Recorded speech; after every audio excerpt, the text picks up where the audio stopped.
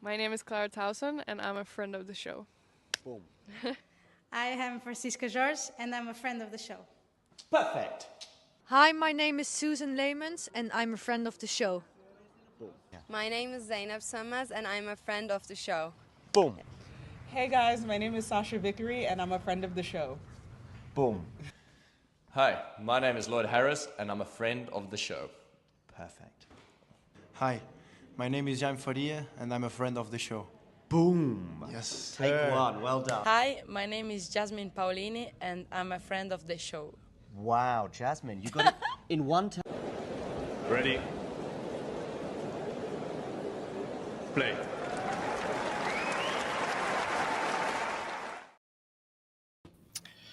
Good afternoon, good evening, good morning, whatever time it is in the world, wherever you are tuning in from. Sebastian Baez has retained his Rio title with a 6-2, 6-3 win over Alexander Muller. Are we surprised, Damien? About what? I mean, Sebastian Baez, won it last year. Didn't really repeat it anywhere, but the golden swing, he always kind of just like comes in and plays okay anyway. It's also obviously not the part of the season where like most of the top guys are, heavily focused as well. I mean, of top 20 players, we had just Zverev, I guess, after Musetti pulled out and Rune pulled out as well. So, yeah, he just does it again. Most clay court wins on the tour since the start of the 2022 season. I guess a bit like Casper, he just plays maybe a little bit more on the clay than somebody like a Carlos or a Yannick or even a Zverev, although Zverev has indeed participated at least in this clay court swing in South America. But of course, he went out early-ish, or certainly early by his standards, in both of the tournaments he competed in. He's off to the hard courts of Acapulco next. We'll get to Zverev and other players shortly. But yeah, Baez retaining his title. I guess the draw was kind of opened up for him on day one, in that he was in the half of the draw that was kinder. And so immediately he was propelled to one of the two or three most likely finalists. I think I had him in my prediction of getting to the final, but losing to Zverev.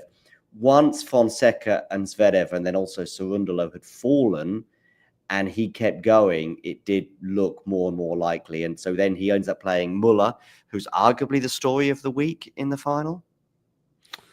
Yeah, I mean, I think when it comes to Baez, yeah, there was just one tough win really he had to pull off, and that was Navona in the second round. After that, things were really open. I don't think he played, definitely not anybody from the top 50 outside of Navona. Yeah, I mean, Miller must be one of the stories of the week, one of the stories of the year so far, taking his maiden title at the start of it. Now also this ATP 500 final. Obviously, he wasn't able to like get it until the end, but sure. I mean, he's definitely developed his game to an extent that we weren't expecting, around the top 40 as of tomorrow, which even at the beginning of the season would have been like almost unthinkable. But seems like, yeah, he can actually sort of like repeat that right now. And obviously these 330 points will stay in his ranking for very long. And at least until next year, he is definitely part of the main tour and just, yeah, perhaps should be more of a threat than we. Of course, he began with a win over João Fonseca. And from that moment onwards, I guess his week sort of got better and better and better. What did you make of that performance, both from Muller, but also in particular from Fonseca? Not much. I mean,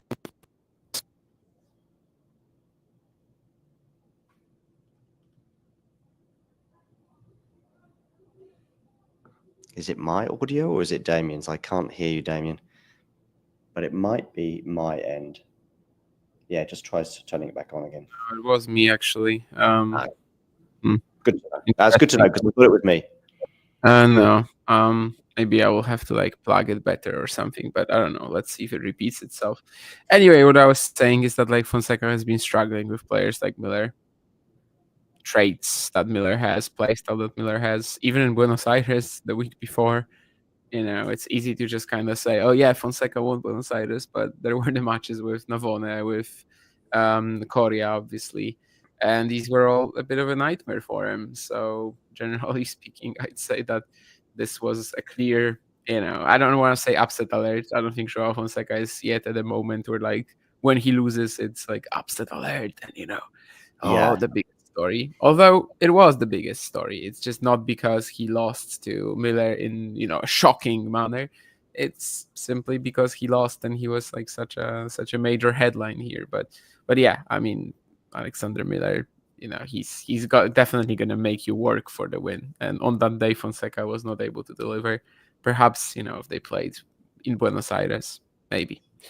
We're not speaking low on purpose, Nurlan. You should check your speakers, I think.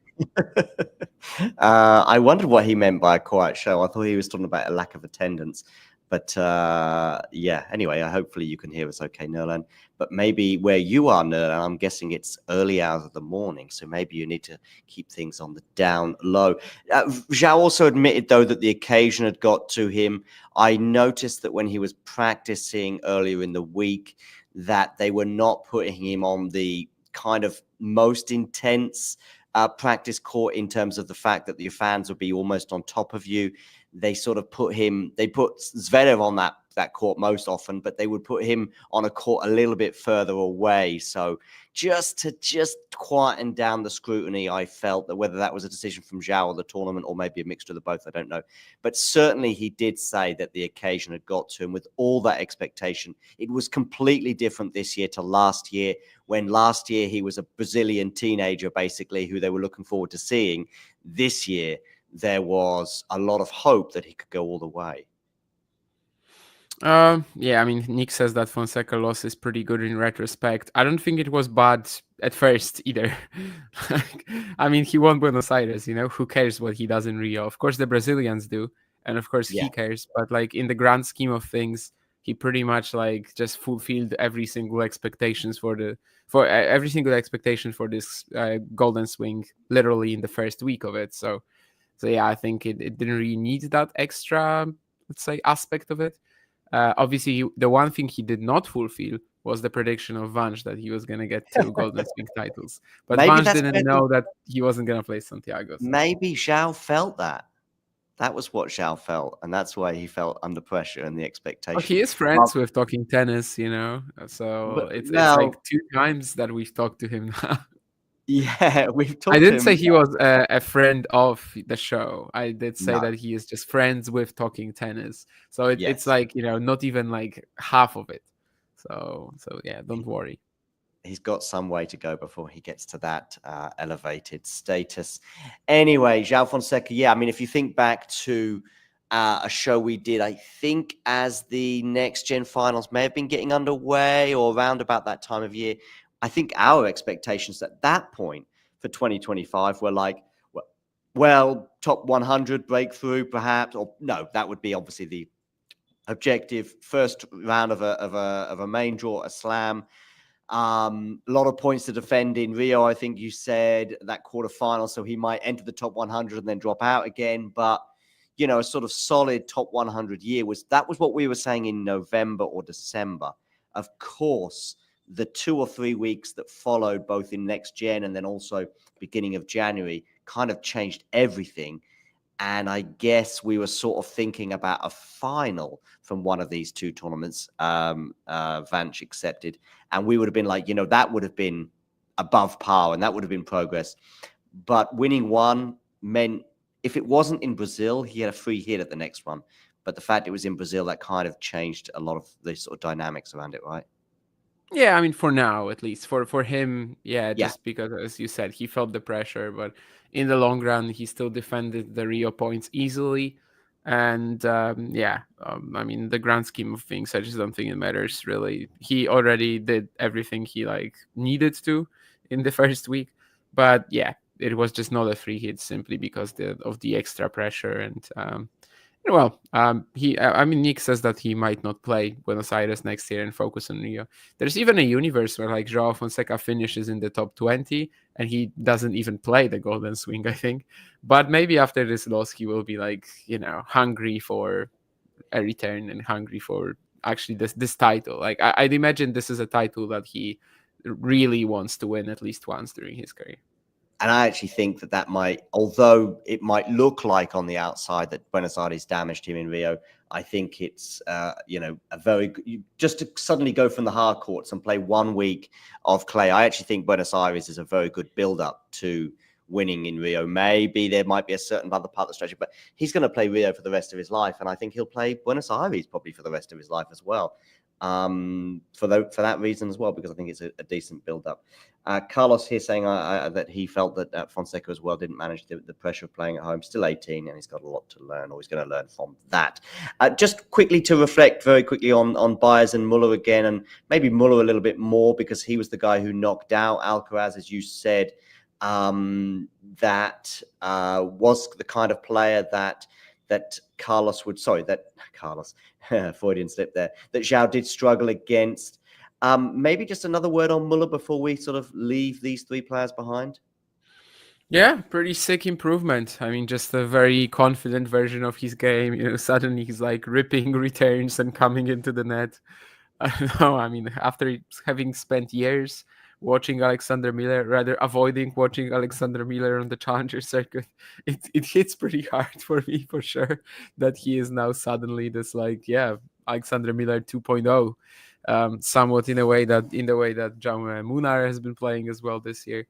All these kind of like grinder types suddenly developing an aggressive game. It's fun to watch. It's impressive.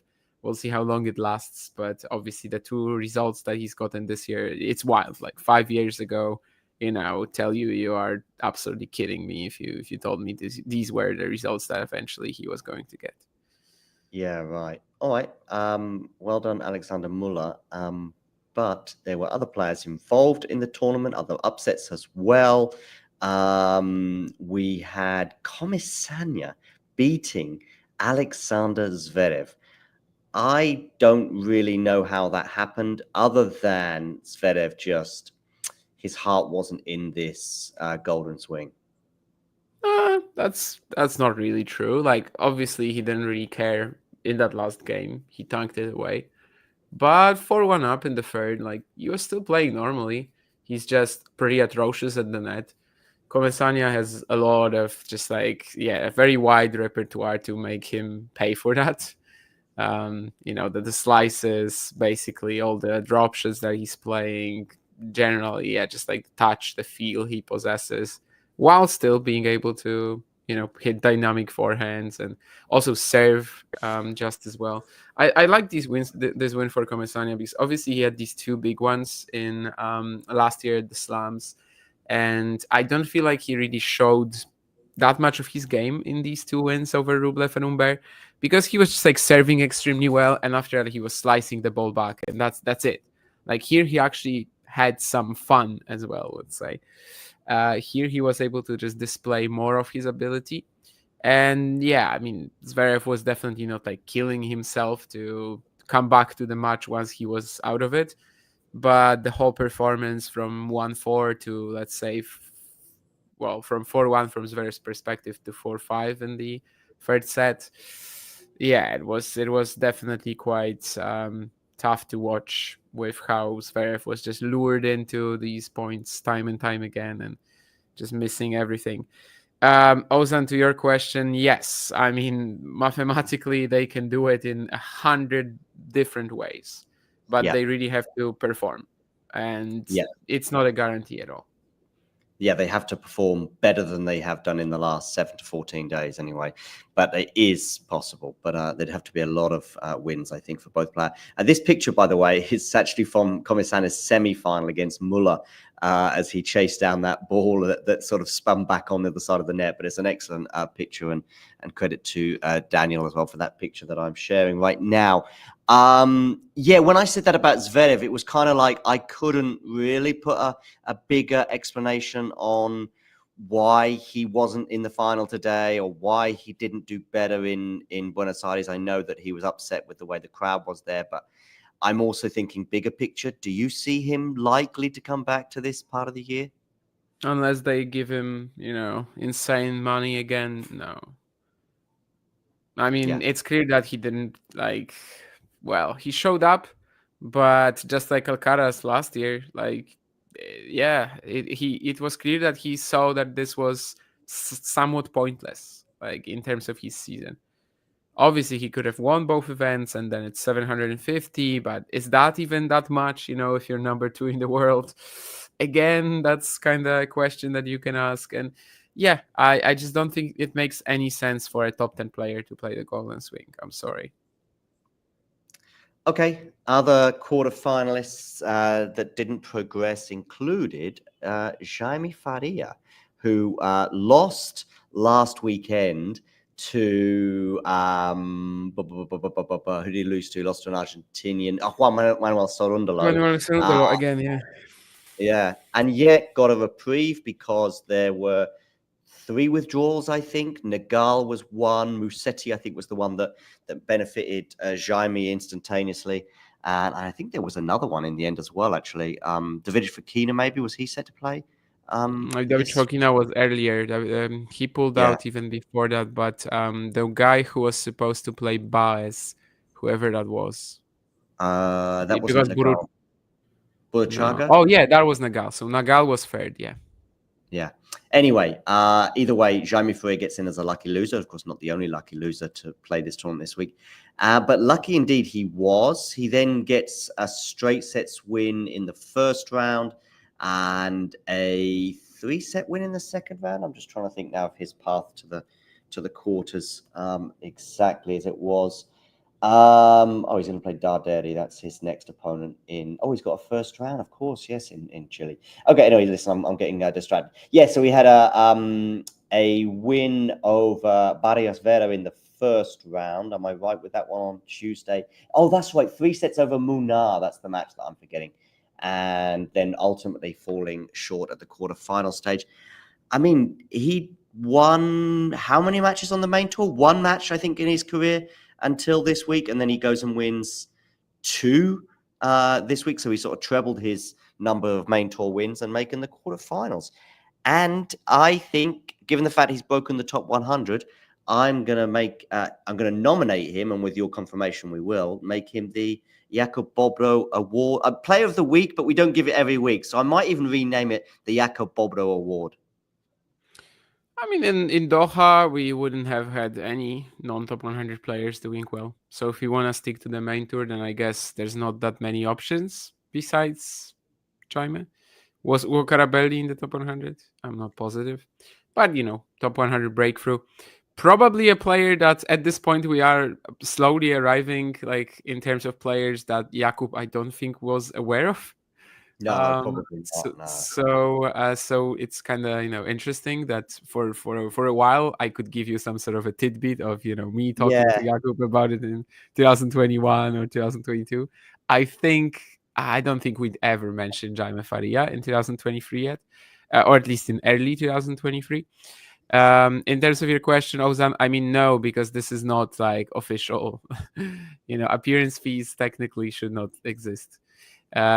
So like, no, it's not even the ATP. Like, it's just the tournament paying somebody. So it has nothing to do with the ATP. And it's not official. So some tournaments have revealed it though. Anyway, in terms of Faria, what a weird season. I really don't know what to say. Like, he plays a ridiculous set against Novak, then looks horrible for 3 matches, loses in qualifying at both events, gets to the main draw, gets to the quarters. I don't really know what to say at this point anymore. It's good that he made it to the top 100. Yeah, I can add a couple of things. First of all, he enjoys playing on clay, even if you and I have posited that come the end of his career, we might look at hard courts as being slightly better for him, especially quick ones. He got a bit fortunate in that obviously he loses to Cerundolo from upper set and a break and 40-15, but ultimately loses that. But then obviously he's the second alternate, I think, or the second lucky loser. Then not only that, he's in that half of the draw that we all pretty much saw from the beginning as being, because you had Cerundolo, Zverev, and Fonseca all in one side of the draw, and then on the other side of the draw, well, you have plenty of those players on your screen in front of you. Then in the first round, he gets Barrios Vera. Then Munar is a tricky opponent, trickier now than it probably would have been 6 months ago, but he can just serve very well for a set as he did. don't know whether he checked out at the end of the second set, but he certainly was back in it again in the third set. Munar as well, of course, has been jumping around continents and surfaces as well. So maybe that was a small benefit for Faria as well. And he had a great returning day. And he can have his backhand is probably top, well, it's certainly top 100, but it's probably, his backhand and his serve are the elite parts of his game. And they were on pretty much for most of the week. And when they're on, he can make the quarterfinals of a 500, especially when the half of the draw that he was in is not so stacked. If you want to add anything to that or respond, otherwise we'll move on from our Jakob Bobro Award of the Week to Jaime Faria. Yeah, not really. I just wonder where it will take him sort of like long term and whether he will finish the year in the top 100. I mean, I think it's not an easy question to answer at this point in time. No, I still believe that like Faria and Rocha, they really aren't that different in terms of the level. But that's why I picked Jaime Faria to break the top 100 this year and not Rocha, because Jaime was just like 100 points above him in the ATP rankings. And well, I mean, I guess it kind of did help him lock up this opportunity, right? I mean, Enrique didn't travel to South America. He's trying different stuff. Definitely hasn't had the highlights of Jaime this year. And for now, the gap is getting bigger. Yeah, right. Jaime, of course, is in Santiago, as I mentioned before, and will be keen to get a win or two there. And yeah, he just enjoys it on the clay. And I think he was his first challenger title in Brazil, maybe. I think Second. he might have.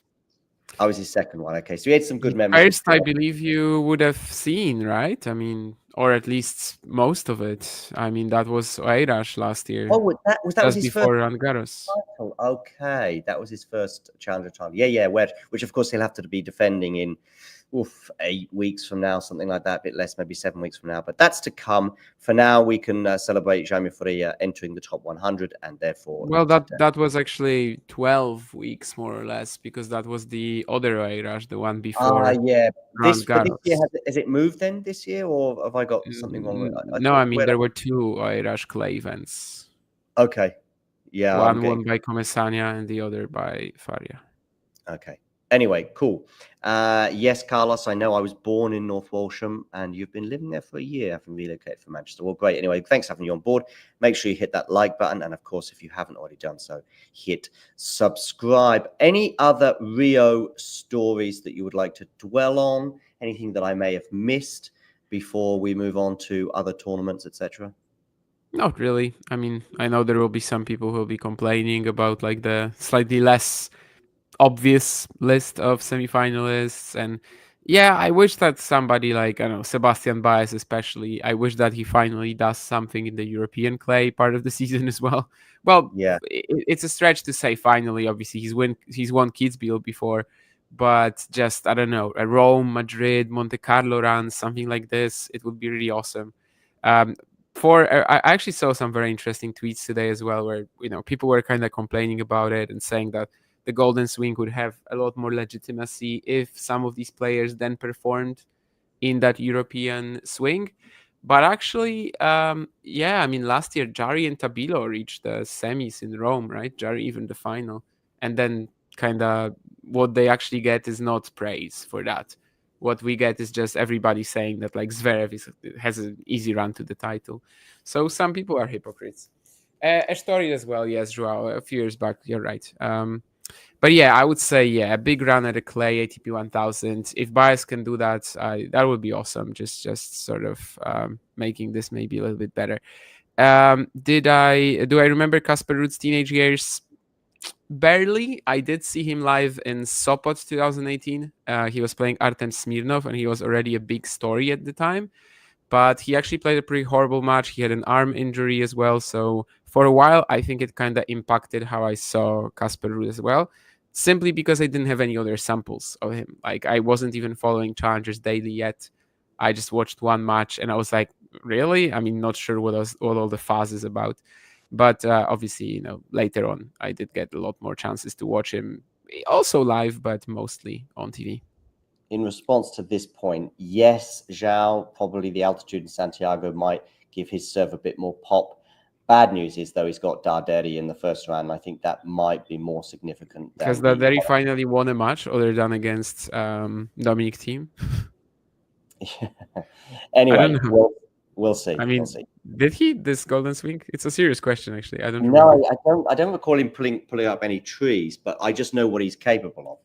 Yeah, I mean, I agree. It's not easy, but yeah, I was just trying to remember. Okay, he beat Delian via retirement in Rio Yeah. But Delian was very much on top of that match. I was actually watching for a that while. match. Yeah. Yeah, he was up He took a 5-2 set of maybe. Cerundo though, Darderi, so maybe it's not that bad yet. Yeah. I mean, maybe he has recovered something. I don't know. We'll see. It's probably it's not an ideal first round, I would suggest, for Jaime compared to the draw I think he had in Rio. Okay, Rio Open tick.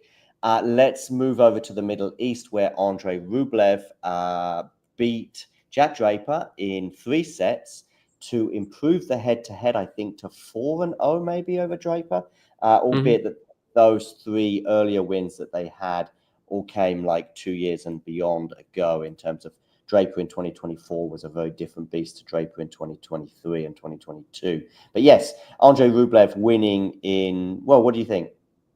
No, I still have that theory, and we touched on it a few times, that like Draper in 2023 was just as good as 24. He just wasn't playing. I mean, he was just out of the courts, injured. Some people basically tried to place Jack Draper as like the most improved player of the season in 2024, and I took a lot of offense with that.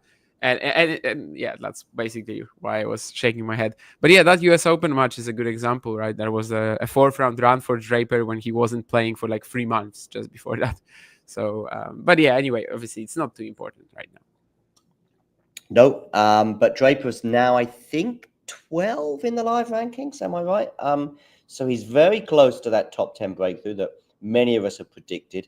I still think that 6 or 7, where James had him in his year-end predictions, is a little bit lofty, but we'll see. I don't think he's got much to defend in the next few weeks anyway, because obviously we've got clay court season not far away, and I think he had some maybe early-ish exits in the Sunshine Double last year. So that's good news for him to maybe get that top 10 breakthrough. But listen, back to Rublev, because he, of course, won the title.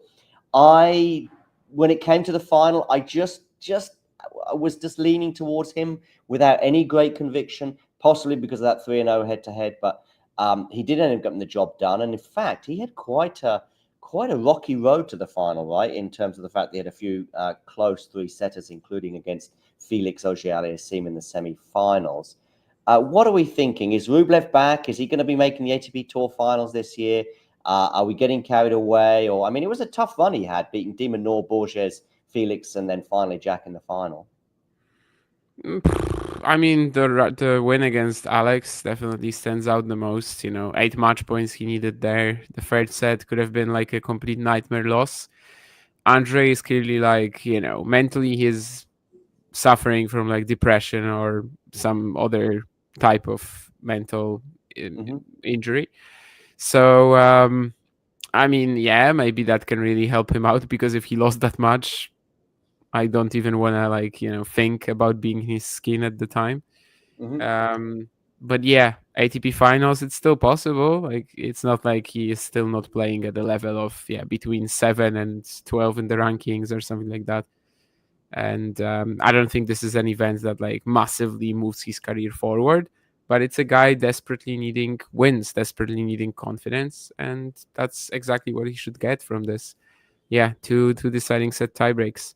And you're right, Joao. Like, whenever he is really about to leave, whenever we say that, okay, he's declined, he suddenly wins a 500 or even suddenly wins a 1000, like last year in Madrid. So, yeah, he just still gets these runs, and he's still there, never really goes away. Probably will make the ATP finals again, to be honest, just because of how his career trajectory is.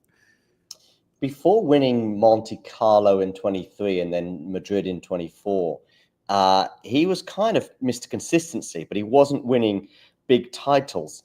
And then really post and pre-Madrid last year, I just recall him having some pretty rough losses. But if he can get that consistency and yet also pick up 1 or 2 big titles, including this 500, I mean, maybe you don't quite call it a big title, but given the depth of opposition there compared to, say, in Rio. And I wonder if Rio, bearing in mind they might have a bit of spare cash from the Zverev not appearance next year, whether they might actually try and lure Andre here, and it might be a little bit cheaper for him than Sasha. But yeah, anyway, congrats to Rublev. We'll see how he gets on with the Sunshine Double on the horizon. Of course, good news for him and many players is that Yannick Sinner won't be in the way, which I think is going to make it probably interesting. If Zverev and Carlos remain inconsistent, it might give players such as Rublev, such as Draper, a chance of getting a huge title such as Indian Wells. Yeah, sure. It's just, for Rublev, getting 2 or 3, I guess, not that important, but it would definitely help him campaign his campaign for the ATP finals again and stuff. Sinner will be back for the French, though. Yeah, yes, he will. And well rested, and also having had enough reps with the Rome tournament prior. Okay, Felix making the semis. Who did Draper beat in the semi-final? I've forgotten now. Felix making the semis anyway. Once that went to a third set tiebreak, I just thought Felix is not winning this, especially when I looked at the two players' records in the deciding set tiebreaks. And I think Rublev wins about 75% and Felix wins about 33%. But Felix is kind of quietly having a good year. Yeah, I mean, there's nothing quiet about it, to be honest. I mean, the guy has won 2 titles already. Yeah, but I mean, just if you're focused on the slams and the big moments and the big matches and but it's tough to focus on the slams and the big matches when we are in February and we've had 1 slam and also haven't had any ATP 1000s yet. So, well, for the most part, we have to kind of focus elsewhere. Sinner, the player who won the Australian Open, will also not be on the tour for 3 months. And after that, one of the main stories, if you may, has been Felix, actually. I mean, obviously, he could have lost to Quentin Wallace in the opening round. That was very tough. That was very tight. But yeah, I do think that especially getting these results outdoors kind of makes you think that maybe this will be a slightly better campaign for him. Maybe he's going to have some big indoor peak moments at the end of it. But yeah, just like a finish in the top 15, 20 again, that would be already nice. And so far, he's playing like it. What would I like to see from Felix moving forward game-wise? I think you said something about Rublev 5 comments ago, and that's my feeling on Felix as well. I've kind of lost interest. I don't see how you can move forward with a backhand like this, with kind of the very robotic, one-dimensional game. I don't know if I ever thought he was going to win, slams and stuff like that. Well, definitely. Well, when he was 16, 17, he looked like it. But by now, I'm just thinking, his peak, I think I've seen it. Sorry. Yeah, we'll see. We'll see. I mean, if he can just sort of, as you say, maintain that sort of 15 in the world ranking, maybe it won't be too bad. And every now and again have a good run like he had in Madrid last year, or despite the huge asterisk beside that run. Please don't.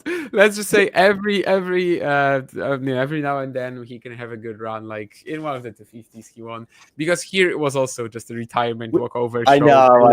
Right?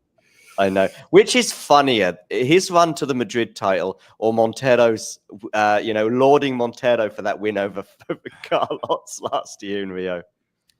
I mean, funnily enough, you can also think that this week is similar for Felix. He barely gets through Alice, and then he gets a walkover, and then he gets a retirement after the first set, and a very random retirement at that as well. So, at least he performed against Rublev. He actually played them closer. It was a much better encounter than their Madrid final. Yeah. So maybe it doesn't stand out like this. And yeah, Jake, as you said, Felix was breaking all the age records when he was 15, 16. But yeah, at some point it just kind of died. Maybe with the 8 finals that he had and lost all of them and kind of fell behind a little bit. But I guess what Joao is mentioning is also right.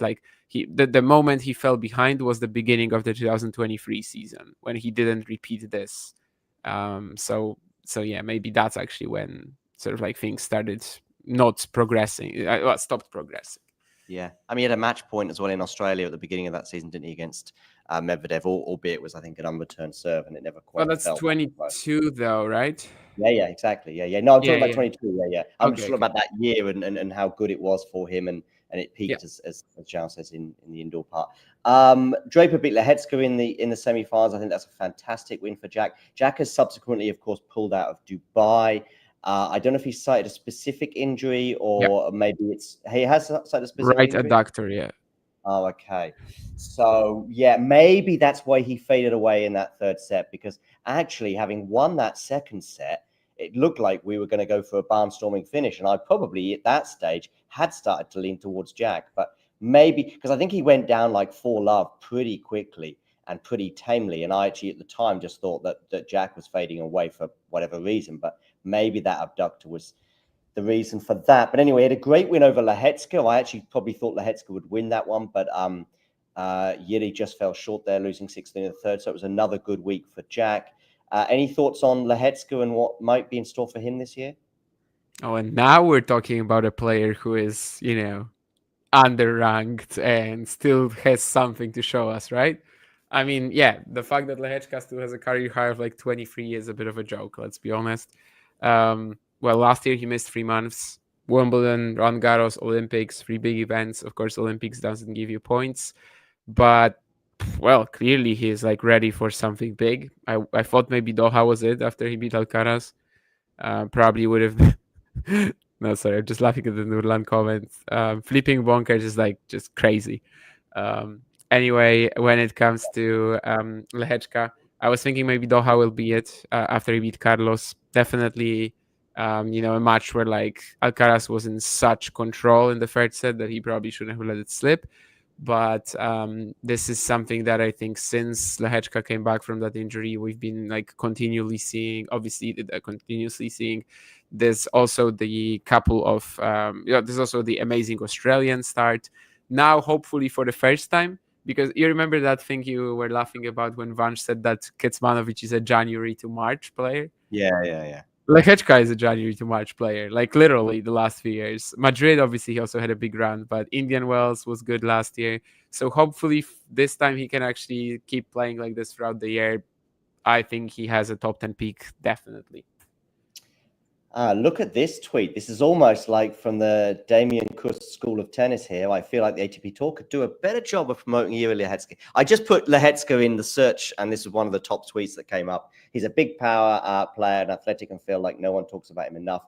He's only 23. He's been on the rise for a while now, and I think he makes a big run at one of the majors this year. Well, I don't think it would be the French, really, although he did well in Madrid last year, but yeah, maybe Wimbledon, maybe the US Open, or maybe he might defy my prediction at the bench. The only thing that's really disappointing about this season so far for Lehecka is how he played Novak in Australia. Yeah. Because he literally could have had a big run at one of the majors this year. Like this could have happened already. And I'm not saying that he has to beat Novak, not at all.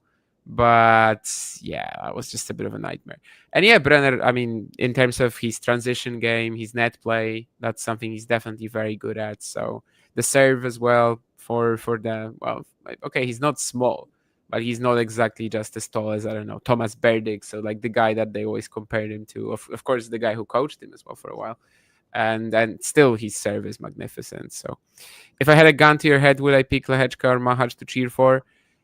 I mean, I think Lehecka will achieve more. So if that's what we're looking for, then I would go Lehecka. I don't really have. Okay, I can't say that I have a professional. I can't say that I have a relationship with either. But I've definitely like talked to Mahac a lot more, so I just feel a bit more personally connected to him. But I think Lehecka will achieve more. So if I'm looking for this, I would go Lehecka. Okay, cool. Is there anything Qatar Open? I mean, I guess sort of another slightly disappointing week for Daniel Medvedev, albeit that it ended in sickness, I believe, that prompted his retirement against, of course, Felix. So basically, if we say somebody retired, there's a 50-50 chance it was against Felix. And he ticked that box. We had, of course, Medvedev as well. providing Felix with a walkover. That is just a coincidence. I didn't mean to lead back to Felix and that kind of thing. It was just that he was the next person who was injured, jumped into my mind. And of course, he still, despite being injured, managed to beat Tsitsipas. So I guess that question that keeps popping up every week or two is, who should we be more depressed about right now? This could be like a weekly ATP slot. Who should we be more depressed about this week? Is it Daniel Medvedev or is it Stefanos Tsitsipas? Yeah, and Rublev was sometimes in the conversation too. So at least this time he's not. Definitely far from it. Tsitsipas, Medvedev, I don't know. I mean, I think we said a couple of weeks ago on one of the ATP weeklies, don't remember of whom, but like maybe Dubai will be some sort of an event where Medvedev can find some form. It's just quicker. He's not going to have all these issues generating pace. Maybe he will be serving a little bit better. Stefanos, I'm kind of lost for words. Like sometimes he was actually playing quite smart against Hamad in that tiebreak because, well, he was moving him. He was really focusing on the angles. There's this great point where he gets him wide to the forehand and then he plays a backhand like middle of the court. But it doesn't matter by this point because obviously Medvedev is very hampered after that kind of ridiculous split he was trying to pull off. And for a ball that he definitely wasn't getting. And I would say that like Stefanos just lost it because he can't return serve. So even with Medvedev like not moving and literally just like standing there and blasting the ball, that was enough. I don't know if in terms of can we talk about Hamad Medvedev, probably more in terms of the topics, like the last ATP Weekly is where we covered him a lot more because he was the Marseille finalist. If you return to that episode, I made some big calls, including that Hamad Medvedev was going to be in the top 10 at some point of his career. I still believe it. That's not a big call. If you said like the next 18 months or something, maybe, but I don't know. It was treated as a big call on that stream. Ghosty especially was very keen on just like, but keen is such a horrible name because it keeps popping up randomly, and I don't want to make puns with it, but yeah. Anyway, Ghosty was very like intent on making sure that this is gonna be remembered. I don't know if it's a big call. I have been a believer for a while now. I do think his ball quality is good enough. Hopefully he can just iron out the issues with the return, the fitness especially. And in terms of what you are asking, Nick, he pulled out of Dubai. That's what we know for now. Yeah. Hopefully it's not going to be a long, what was I trying to say? He's not going to be sitting out for too long because, well, I like the fact that he's not defending any points, but at the same time, this is a month or even like until May, maybe even until June, July, you could argue. Like this is the part of the season where he could really, really rise. Yeah. So fingers crossed he's back on the tour soon. Maybe as soon as the Sunshine Double. I don't know the exact issue. Well, I know what caused it. And remarkably, he managed to prevail in that match. But yeah, we have spoken about Medvedev many, many times before, and we'll speak about him many more times in the future, no doubt. Do I feel like of all the streams you've done, 2023 US Open coverage is the best of them all? I think I enjoyed the Billie Jean King Cup and Davis Cup. I know, obviously, I'm talking about in-person coverage there as well as, but also some of the live shows we did during those two tournaments was a lot of fun at the back end of 2023. Estoril, both years, a lot of fun as well, both in person and other stuff.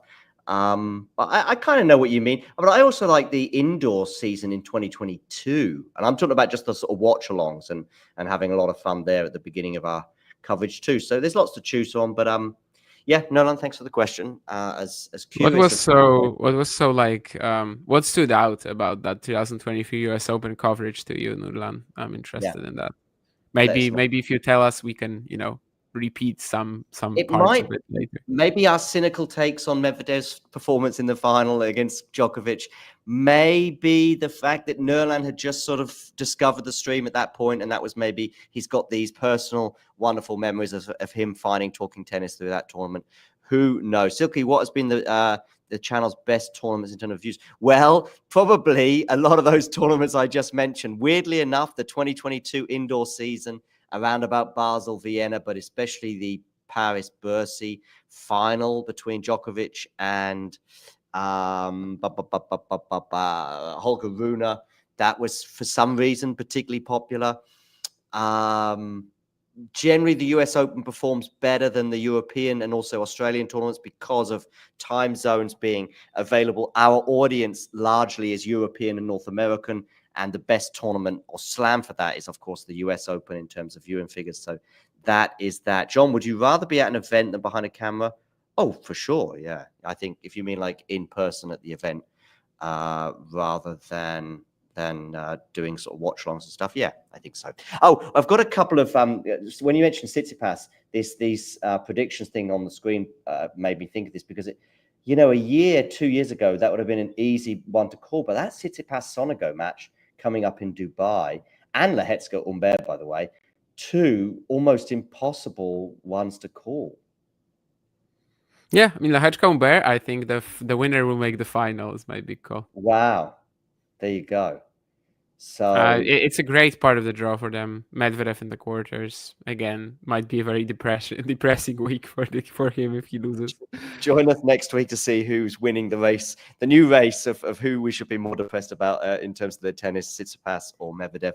That is to come next week. But yes, so I think we've probably. Oh, there was one more thing about Qatar that Nick pointed out as well. Carlos Alcaraz, of course, you would have spoken about him at length during the Carlos and Iga show. But if you can just give us a quick minute or two on his performance and should we be pressing the panic button? I think I know the answer to the latter part of that question, but we know that there will be people. In fact, there are people already pressing that panic button for sure. He won Rotterdam. I mean, and he should have probably won Qatar, right? Well, should have won against Lehecka probably. He was like fully in control by the middle of that third set. That's the only like really disappointing part for him about that loss, I think. But overall, yeah, I mean, we're just moving on, I think, in terms of Alcaraz. Like Indian Wells is obviously one of his favorite events on the calendar. No Sinner around this time. I don't know. You've got like Zverev. And, well, last year when they played 6-3, 6-1, I think, was it in Indian Wells for Carlos? Like, I seriously don't know who beats Carlos Alcaraz in Indian Wells, considering Sinner is out. And yeah, that's kind of, I think, where we stand right now. So maybe that event will be a little more impactful. Obviously, in terms of like legacies and resumes and everything generally for players like this, I think I'm also more keen to watch, just focus on the slams. Like, I don't think this is a part of the season where, there's any real pressure on Carlos Alcaraz other than what he puts on himself, really, or maybe what people on social media put on him. So, yeah, he won Rotterdam. I mean, 1 out of 2 titles in February is obviously perfectly fine. In response to your question, Jake, I would say it's nowhere near as positive as other tournaments such as Estoril, for example. Okay. And yes, Gurlan, I was sitting in an unusual place because I always watch the US Open final in Szczecin, just because the Challenger starts literally that day. That final, yeah, the US Open final, indeed. We are watching it with Jack, right? Me, you, and Jack. Yes, it was indeed. All right, I think we've sort of touched enough on reflections on both Qatar and Rio, but even I think in terms of Dubai looking forward, is there anything else you'd like to add other than those 2 tasty first round matches we highlighted in the form of Medvedev and Tsitsipas? I think only one of these is tasty. But yeah, Alex de Minaur is the 2nd seed as well, and he won Acapulco back-to-back years. So it's quite interesting that he is playing this. And honestly, he looks like the main favorite to make the final from the bottom half. And yeah, I love that Lehecka Humbert round 1. That feels like really something that, unless Medvedev has that wake-up moment, that feels like something that could decide a lot in this event. And also, Rublev last week actually broke that streak of not repeating any title, right? Because he was just like Medvedev, like he was 16 out of 16 different events. Yeah, and now Medvedev has a chance to do the same. 20 out of 20. I don't know. Maybe. There's a quote just come up on Twitter, by the way, from Jose Morgado, who I actually saw in a shopping center the other day. Can you believe that? Seeing Jose Morgado in a non-tennis environment. He did have his cell phone in his hand and was almost certainly writing a tweet. But anyway, Jose's just tweeted as well that from Muller's press conference. What do I take from this week? The points and the prize money. No, don't worry, Nick. We will be getting to Acapulco and Santiago in a second. Yeah. Alexandre Miller. It kind of fits. I was telling that to somebody the other day. Maybe it was Vange, but I did have a slightly awkward interview with Alexandre Miller, like maybe in 2021, and it was very similar to this.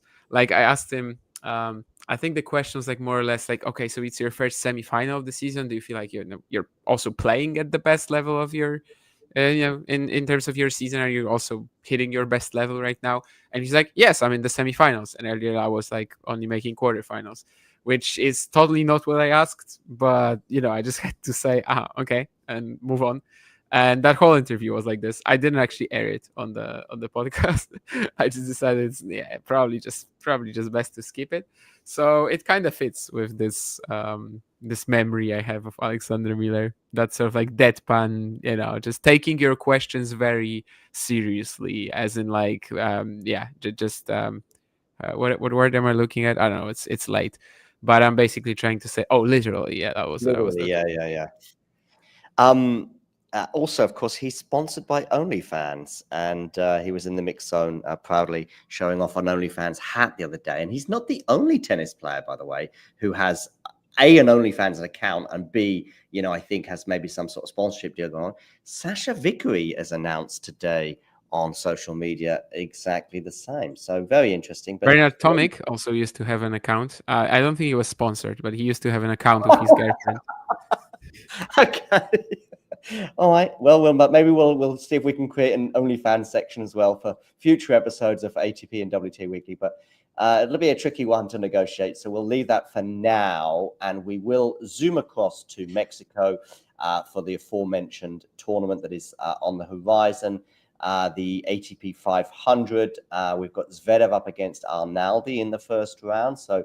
It'd be interesting to see if Zverev can turn his form around in terms of what he did during the Golden Swing.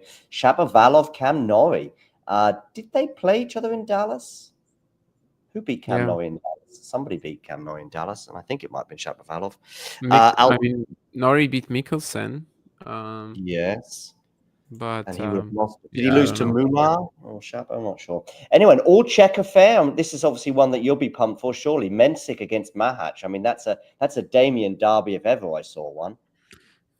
Yeah, sure. It's a good match. We will finally get to know who's the number 2 of. Norrie lost to Opelka, by the way. Okay. Yeah, that's the first. We finally will get to know who is the true number 2 of Czech tennis right now. Acapulco conditions, Mensik probably a bit better, but we'll see. Okay, cool. So that's to look forward to. Holger Rune makes his return to the tour, having skipped Rio. I think he lost first round in the Argentina and then pulled out of Rio as a result. Shelton as well, post-Australia, has not been pulling up any trees. He'll be playing Koboli in the first round. Friend of Vanch's, Nakashima. Vanch, of course, is on the ground at the San Diego Challenger. I met Connor Joyce this week as well from the First Served podcast or radio station or whatever it is. And actually, he even interviewed me and we spoke about all things tennis. And he said that'll come out at some point in the next few weeks. And Connor is zooming around the Americas at the moment. He said he even sent you a message recently asking for your tip on which European sort of tournament to go to. And you said... he was asking me about which European challenger to go to. And I figured I don't know the guy.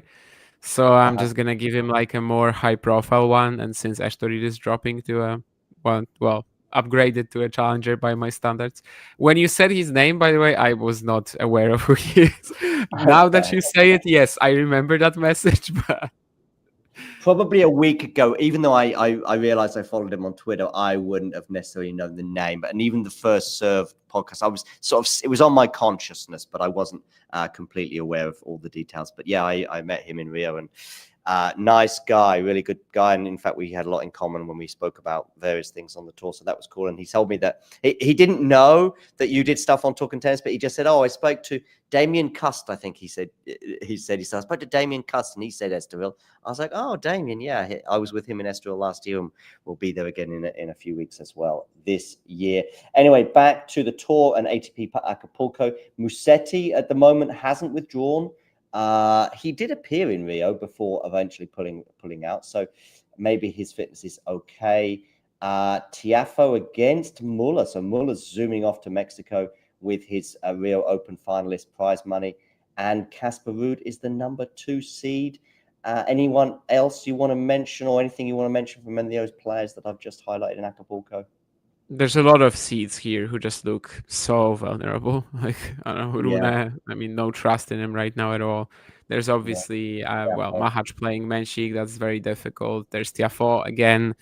Yeah, I don't know what sort of like his mental engagement is. Musetti, Zverev, even. Last year he lost to Altmaier in the first round in Acapulco. Definitely not his favorite conditions either. Casper Ruud just looks like the tournament winner here for me. I mean, he's like the only, really, the only seed you can trust. It's a slow hard court, right? Oh yeah, and it's pretty perfect for him, I think. And he's like the only seed you can trust in the entire. It's funny how he's never had a good run at Indian Wells. Like, I don't think he's even made a quarterfinal there. Last year, what was the round he lost? 4th round or quarters? I'm not positive. Maybe 4th. Yeah, maybe 4th. Paul, I think. Yeah. And Tommy made the semis, so I'm just not sure it was the 4th round or not. But yeah, Miami that year that he made the final against Carlos was pretty slow. Yeah, it was quarterfinal. Okay, so he has, and yeah, Miami last that year that he made the final and lost to Carlos was pretty slow. That was the one where Iga also won. So it's not quite, but yeah, sure. It should be a court that he does better on. And yeah, Acapulco, I think he's really just looking as the strongest of the seeds by far. So, kind of maybe might be his event. Indeed. All right, we'll see if that pans out. One more tournament to look forward to, and that is Santiago. I spoke to a previous winner of that tournament, Nicolas Jarry, earlier this week, who was in a pretty glum mood after his loss in Rio in 3 sets, I think it was. It was a super close one against Comesaña. Yeah, I think he had 1 match point in that match. But, this is also one of those guys that'll be wanting to sort of rubber stamp this part of the season, of course, in his home title or his home tournament. And he's up against Carabelli in the first round. So that won't be easily for Nicolas. What about Chile Open in general? Of course, we've already mentioned Jaime Faria is playing here, and I don't really know who the other big hitters are here and who's skipping it from the other. We've got Diaz Acosta, Hanfman, Sabot Wild as well in action there. Garin has made the main draw, it looks like. Coria, Comesaña, Mute is there, although I'm not sure about his health right now. Navoni and Montero and Echeverri, amongst others. Who's this? I think Jarry, this is a huge tournament for him. I mean, an early exit here, and I think things will be pretty depressing for him. Things have been pretty depressing for him for a while. I mean, Rome was, 650 points, and he's got about 1,200 right now. So Rome basically covers half his ranking. At some point, he'll have to start gaining that. Obviously, it's also always a big event for him at home, run by his family. Yeah, it's always just like brings up some incredible emotions. Even when he won it, of course, the nerves were definitely there. I don't know. Maybe it's gonna be like a Mariano Navone event because he's kind of the guy who was the most unlucky the last 2 weeks. Buenos Aires, he has 2 match points against Fonseca. Fonseca wins the title. Rio, he gives the closest match to Baez by a country mile. Yeah, maybe it's going to be good for him, but also he is once more, I think, in the quarter with Baez. So from that perspective, it's not going to be easy. And Sebastian Baez last year showed us already that he can win both Rio and Santiago back to back. If you are going to Santiago on Tuesday and you're not sure which match to watch, maybe Mute Jamur. I mean, character-wise, we're not going to be lacking fireworks, I wouldn't have thought, in that particular encounter. Depends what you prefer, but yeah, if you like, let's say some sort of like soft tennis in terms of the power, and you just want to see that variety, you want to see all the touch shots, and you want to see all the craziness, then yes, 100% you would go to Mute Jumhur. What was I can't remember what was the opponent, but Jumhur played, actually Shelby, yeah, in Montemar, I think before you arrived, Jumhur played Shelby, and yeah, it was quite something. You just never know what Jamur is going to turn up. That is for sure. Regarding Tabilo, Nick, as well, I think his confidence is in a not great place right now in terms of his tennis. I saw him practicing in Rio, and yeah, I feared the worst for him, and I think he went out first round in Brazil. Okay, I think that's it. I think we've ticked all the boxes. We've got Jaime Faria as the Jakob Bobro award. Getting that, we've ticked off OnlyFans as well. We've also mentioned the who's in a worse place in terms of their tennis of Medvedev and Tsitsipas. We've looked forward to the tournaments we've got to look forward to, and we've looked back on those as well that have just taken place. And so Rio Open and Qatar, goodbye. Hello to Chile, Dubai, and Acapulco. And in a week from now, we'll be looking back on those tournaments as well. Remember to hit that like button and subscribe to the channel if you're new, and you're going to get a reminder of that right now.